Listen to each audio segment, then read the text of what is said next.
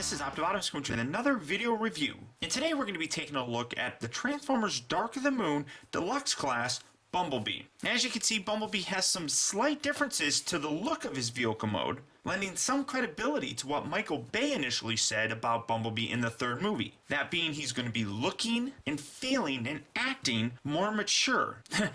And if by adding a spoiler, race car mesh, and even a little bit lower of a profile in the front of the vehicle says mature to Michael Bay, then we obviously got a different definition and a different meaning of what mature really means, because this says young, reckless, fast, still very much childlike. But there is some differences, as I mentioned, with the spoiler and all that, from this vehicle mode to previous Deluxe class versions that we've seen. Most recently being the Battle Blades Bumblebee. The other big difference is the size. As you can see, the Battle Blades Bumblebee is a little bit bigger than the new Dark of the Moon version of himself. Keeping in line with how all the other Deluxe class versions and just the figures in general are scaled down from their previous versions, you can see that there is a big difference in terms of the size, at least with this guy. He's a little bit taller, obviously.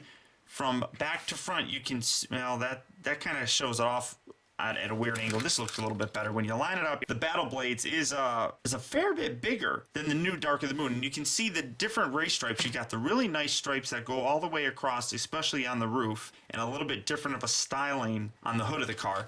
Different than the original version.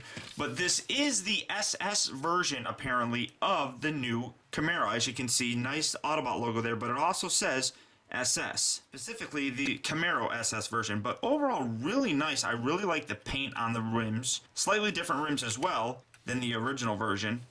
Flip around here on the back. He doesn't have anything written on his license plate, but this guy didn't even have a license plate. And apparently he comes with satellite radio with a nice little antenna right there on the top bit. Now in general, I really like the way that this car looks and the evolution of him into what we have right here in Dark of the Moon. But I really don't like the racing mesh here in the window. I don't like that at all. You can, now you'll see this more in robot mode, but he does have the windows. They just fold out just like so.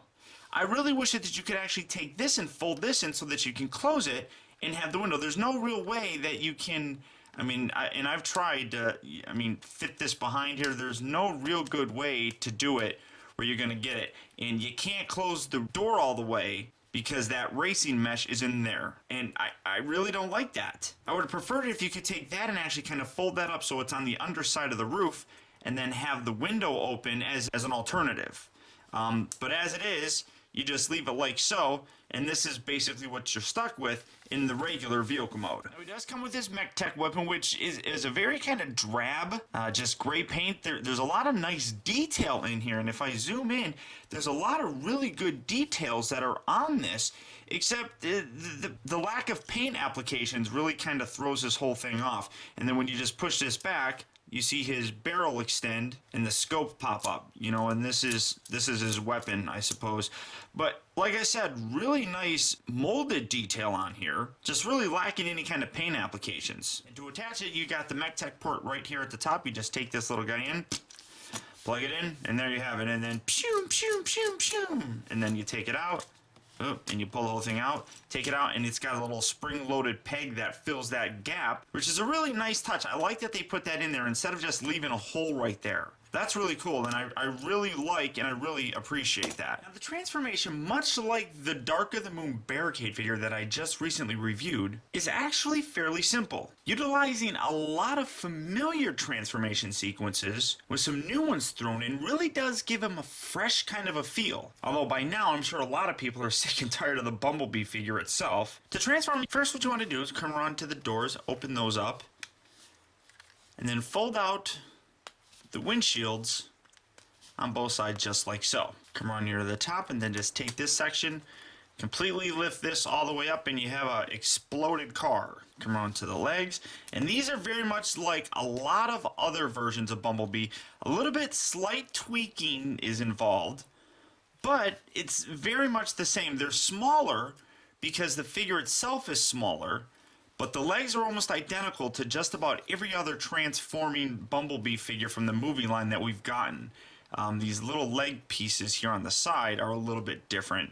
And like I said, because the figure is smaller, they are technically a smaller mold, and it's a remold of the original. But basically, it's the same. Come around here to the front, take the wheels, slide those out just like so, fold the arms out. It's probably looking a lot like the Human Alliance Bumblebee, and very similar to the Battle Blades Bumblebee. I mean, there's really not too terribly much different. Fold the little hands out just like so. You want to collapse that part down. This is a little bit interesting. These front panels here will lift up, much like the Battle Blades Bumblebee, but then this little bit right here rotates around. And this is actually a little tricky to do. There's a little slot right here and a little tab on the inside here. You kind of have to fold this down and... Oh, did it already peg in? Yeah, it already pegged in. Oops. And just kind of accordion this back. This little bit here, this is one of the problems that I kind of have with this mold in general. Fold that around, kind of fold this up. I usually tuck it in just like so, just to kind of close up the back section itself. Position the wings back, then angle these up. And I like how they are actually diagonal now, because before it would just be straight up and down. But now these little bits right here on kind of an angled joint, which makes it look a whole lot better. And here you have Bumblebee in his robot mode. And I really gotta say, I like the way this robot mode has turned out. He is smaller, and he does have a few flaws, but in general, I really like the way that this guy looks. You flip around here on the back, one of the problems is kind of, I don't like the way the whole back assembly is now. Most Bumblebees, you have this little bit up, and it goes up like so, but when you do it like that on him, it makes it look like he's got a big, giant, gaping hole in his back. I don't particularly like that, so I'll take this section here, and I'll just kind of force that down there to kind of fill that in, and it still looks a little sloppy, but it's not too bad. The other aspect is he's really lacking in a lot of paint applications. This guy really could be one of the best Bumblebees if he got a little bit more paint in key areas. The yellow molded plastic in his entire body is a little bit of a darker yellow than what we're used to, and it just kind of screams that it needs some, extra detailing to it. One other kind of nitpick is I don't really like, I don't know how well it's coming across.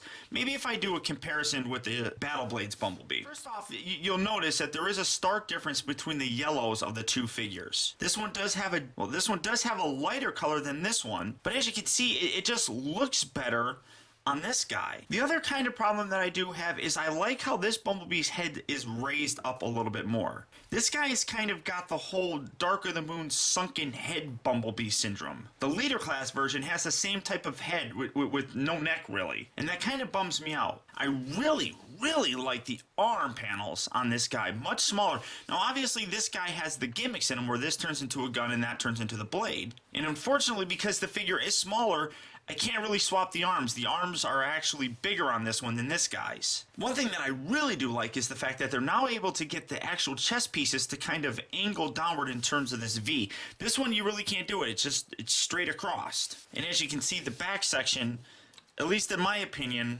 getting the arms out of the way, it looks a little bit better, in my opinion, on the Battle Blades Bumblebee than the new Dark of the Moon Bumblebee. But again, like for example, like with the legs, if you had that gray bit right in here, that would probably make this guy look a whole lot better. And my biggest gripe really is the lack of a neck on him. Maybe almost looking like his head is a little bit too big, kind of. If they could really take the scale for this and the painted detail and things of that nature and make it into this figure, I would absolutely love this Bumblebee. But until that happens, I still say that the Battle Blades is probably the best deluxe version of Bumblebee that we're going to get. Now in terms of his articulation, his head, like I said, is on this ball joint, but there's not much of a neck bit right there. And that's rather unfortunate because you can't really get too much going on, looking around wise. His arms up here at the shoulder are on ball joints, bends at the elbow, rotates at the elbow. He's actually, no, it's just one joint. His hands are articulated and his thumb is individually articulated. It's separate from the rest of the body, but not by much. Rotates at the waist, ball jointed at the upper part of the thigh, bends at the knee, and of course, his foot is as articulated as it's going to get. But I just really like the way this guy looks. Some minor gripes, but you know, very possible that Takara will do a version of this guy and really improve on the paint scheme of him. And if that's the case, I can really see myself picking that version up and keeping that in my collection as the display piece. I just wish I could figure out how to get his head to stick up just a little teeny tiny more. Now he does have his Mech-Tech ports, which this isn't it, but the lower one is. And you just plug that in and it attaches just like so. Or if you want to be more movie accurate, you can put it over on his other hand, which somebody will probably yell at me because I put it in the other one. And then there you have that. And then of course, he's got his cannon and his chest all exploded. And his little cannon and everything. And if you want to, you can fold these back and have that look going on. Like, it really kind of depends on really what you want to do. He also does have these little clip points on here on both of his arms where you could probably clip on various weapons and expand on his, you know, massive gun armory. But as I said, I really like the way this guy looks. He's definitely an improvement over some previous versions of Bumblebee that we've gotten, but a step back in some other aspects. But regardless, I still highly recommend picking up this figure. Bumblebee fans are really going to like him, and I can see him flying off the shelves quite easily. One other thing worth noting is he does actually seem to have extra Mech-Tech ports. If you lift this section up here and just kind of pull this out, this little bit right here seems to have some holes on the side that you can see. And if you take his little gun, you can plug these little guys in. And now you can have a Mech-Tech gun kind of on his shoulder, just like so. And he's got two of them, so I guess you could put, you know, a couple extra ones, although this one would kind of probably suck for that. Maybe take Barricade's Mech-Tech Weapon, plug that in, and, you know, so you can have him having gigantic guns, although that looks really stupid, coming out of his shoulder area, kind of like the shoulder cannon Bumblebee. And for one more size comparison, here he is next to his mortal enemy, the new Dark of the Moon version of the Deluxe class Barricade. And as you can see, Bumblebee is a little bit bigger than the kind of short, stubby looking Barricade. Now to transform him back, basically you just come around here, separate this torso bit, rotate this section around, fold these little front panels back down into their proper alignment, so you have it like so. Pull this back assembly out from the body, fold that around, and oh look, he's pretty much back.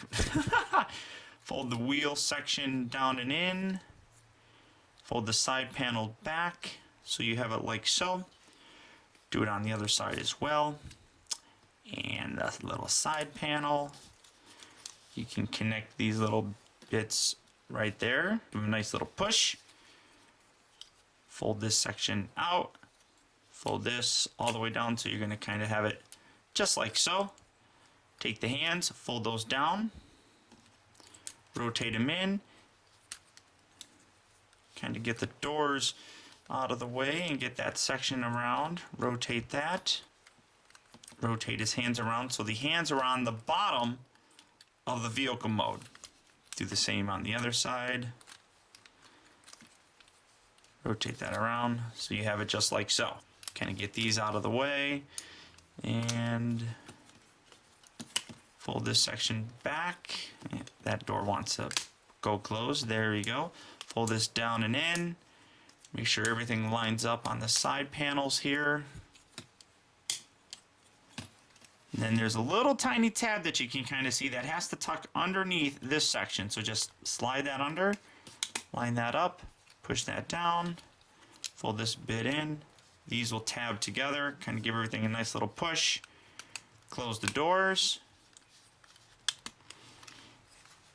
And again, just kind of squeeze everything together until you get it back kind of sort of resembling a car. that looks like the new SS Camaro. As I said, I really think that this figure is fantastical. I love what they've done in terms of the changes and upgrades to the actual vehicle itself. The robot mode is really nice. As I said, it's got a lot of really nice features that carried over from previous versions of Bumblebee, but unfortunately have a couple little nitpicks that may turn some people off. In general, I think that this is a wonderful looking representation of the new Bumblebee, and I would highly recommend picking this guy up without a shadow of a doubt. If you're a little bit more particular and picky in terms of how the paint scheme looks, you might want to hold off on this in favor of a hopeful Takara release, where obvious added paint details will be given into this figure itself. So until next time, guys, I want to thank you for tuning in. This has been Optibotimus.